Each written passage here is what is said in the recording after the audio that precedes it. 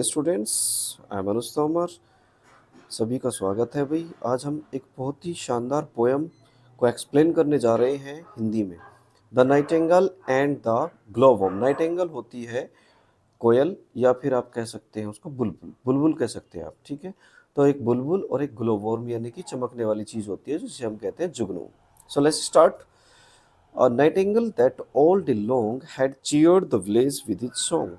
Nightingale यानी कि एक बुलबुल जो कि पूरा दिन जो है अपने सॉन्ग से पूरे विलेज को, पूरे गांव को चीयर्ड करती थी, खुश करती थी। Not yet at eve his note suspended nor yet when eventide was ended. ये कह रहा है कि भाई शाम को भी, जब शाम का समय हो जाता था तब भी उसका नोट यानी कि सॉन्ग वो बंद नहीं होता था, और ना ही जब शाम का समय जब खत्म हो जाता था तो तब तक वो चलता रहता था।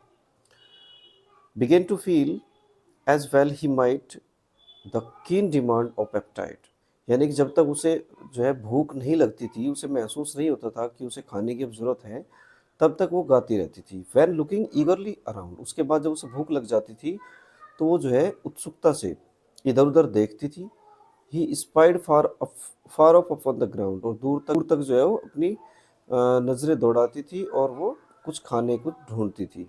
Something shining in the dark and new the glow worm by his spark. उसे जो है कुछ अंधेरे में चमकती हुई कोई चीज़ उसे दिखाई देती थी, जिसे वो पहचान लेती थी कि ये ग्लो वर्म है। उसकी चमक से पहचान लेती थी कि ये ग्लो वर्म यानी कि जुगनू है। So stooping down from hawthorn top. Hawthorn top होता है कटीला पेड़। कटीले पेड़ की ऊपर से वो जो है उसके ऊपर जो है मतलब झपटती थी, नीचे आती थी, ऊपर से जो है उसके ऊपर छलांग लगाती थी।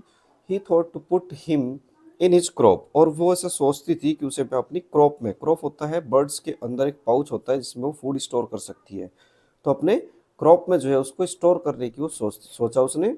The worm aware of his intent, लेकिन वॉर्म जो है उसके इंटेंट को पहचान गया और उसने क्या किया, हैरेंग्ड हिम दस राइट इलोकेंट, उसको जो है अपनी बातों में फंसाने के लिए स्पीच देने लगा, भाषण देने लगा। Did you admire my lamp को थी, उसने कहा कि क्या आप मेरे लैम्प का मतलब यहाँ पे है लाइट से, कि जो मैं लाइट आती है मेरे अंदर, क्या आपको वो अच्छी लगती है। को थी का मतलब उसने कहा, as much as I your minstrelsy, जैसे कि मैं आपके सॉन्ग को बहुत ज़्यादा पसंद करता हूँ, तो क्या आप भी मेरे लैम्प को पसंद करते हैं। Would you about to do me wrong, अगर आप मेरे साथ कुछ गलत करेंगे तो आपको बुरा लगेगा।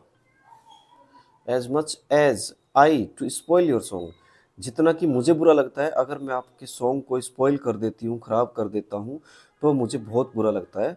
For it was the self same power divine, क्योंकि हम दोनों के पास ही जो है भगवान की दी हुई एक पावर है।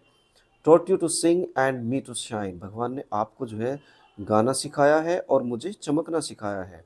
That you with music I with light might beautify and cheer the night, हम दोनों मिलकर, आप म्यूजिक से और मैं अपनी लाइट से, इस रात को बहुत ही सुंदर बना सकते हैं, बहुत ही चीयरफुल बना सकते हैं।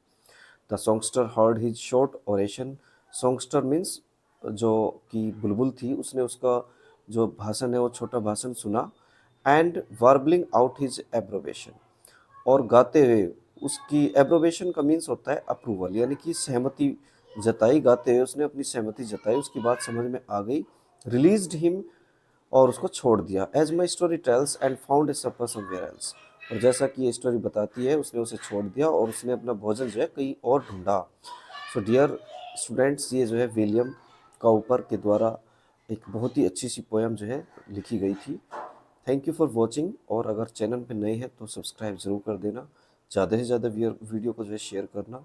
Thank you guys, thank you students.